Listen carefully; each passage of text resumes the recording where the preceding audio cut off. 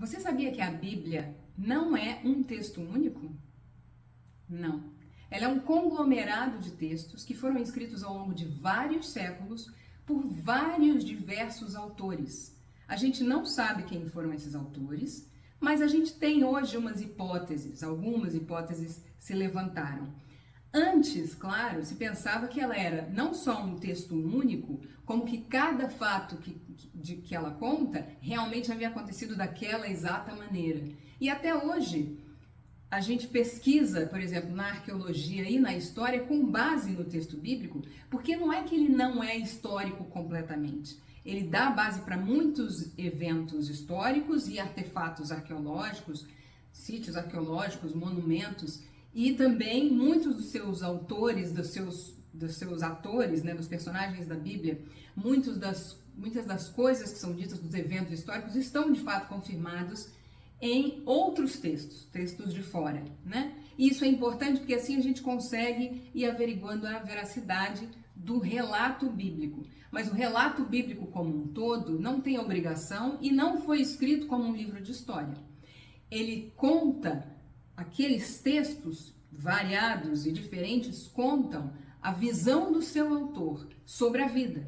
Era uma vida que era mais baseada no encontro que hoje a gente chama de religioso, encontro espiritual ou religioso, talvez mais do que a nossa, mas mesmo assim para aquele autor, ele está só relatando o contexto dele e a sua visão de mundo. Ele não está fazendo um tratado teológico e ele também não está fazendo um registro histórico, também não está fazendo um registro religioso. Não, a minha religião é desse jeito, é daquele jeito. Ele está só mesmo fazendo a crônica daquilo que ele está vivenciando, daquilo que ele conhece, das coisas que ele acredita.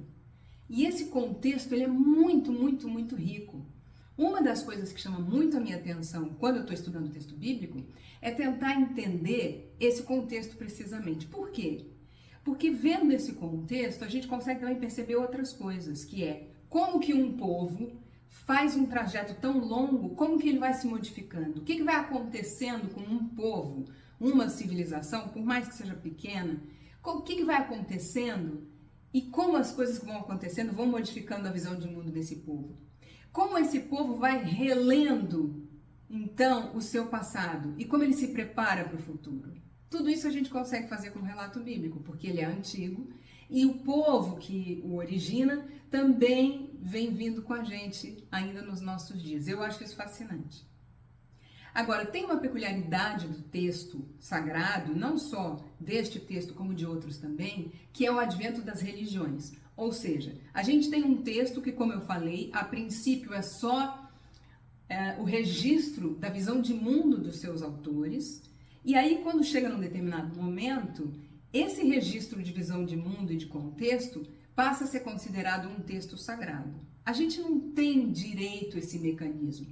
Quando aconteceu isso no caso específico da Bíblia e por quê? Mas a gente sabe que isso acontece. Isso aconteceu nesse caso específico já bastante lá atrás, pelo menos no século -5, -4, ou seja, no ano 515, no ano 515 ou 480 antes da Era Comum, algum texto que a gente não sabe exatamente qual era já considerado um texto sagrado, ou seja, um texto que merecia o olhar das pessoas e que as pessoas mergulhassem nele, que estudassem e que entendessem e que obedecessem ali as leis e as regras que estavam estabelecidas ali. Mas a gente não sabe exatamente como isso se deu, porque a gente não tem os textos que essas pessoas possuíam, né?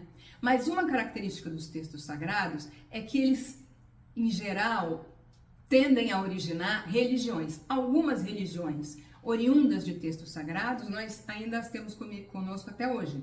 E isso é interessante, porque a gente vai vendo também que na perda daquele contexto do texto, a religião, ela vem para se banhar daquelas informações, mas ao mesmo tempo ela rompe com várias coisas, formas de ver o mundo inclusive, mas também ritos, significados, significantes e significados que existiam ali. Então é por isso que a gente tem nas religiões que nos acompanham até hoje tantas e tantas e tantas interpretações, porque o contexto não existe mais, o contexto ficou para trás. As pessoas que viviam aquele contexto também, evidentemente, não existem mais. Então, os sábios de todas as religiões, eles vão relendo aquilo à luz do que eles vivem hoje. Não é possível resgatar completamente aquele contexto original. Mas também não é só porque não é possível, é porque hoje existem perguntas que fazem muita força e muita pressão em cima de nós. Nós temos que responder coisas que estão acontecendo hoje. Então, é comum que a religião, que vai se fazer séculos depois dos textos que ela considera, ela mesma consagra, é muito comum que ela faça leituras completamente distintas das leituras que o autor daqueles textos tinha, fazia, daquilo mesmo que o inspirou. O autor foi inspirado por uma coisa, não é raro você ir na religião e encontrar basicamente o seu oposto. E tá valendo. As duas coisas são importantes. O ideal é que você tenha esses textos, que você conheça os seus contextos, mas também que você possa se alimentar deles para o dia de hoje e não apenas para o passado. O ideal é que você consiga ter criado uma cadeia de mensagens forte o suficiente para que, essas mensagens possam nos trazer a tão necessária esperança de um presente e de um futuro melhor. E 2, que a gente também possa continuar interpretando para os que virão depois de nós.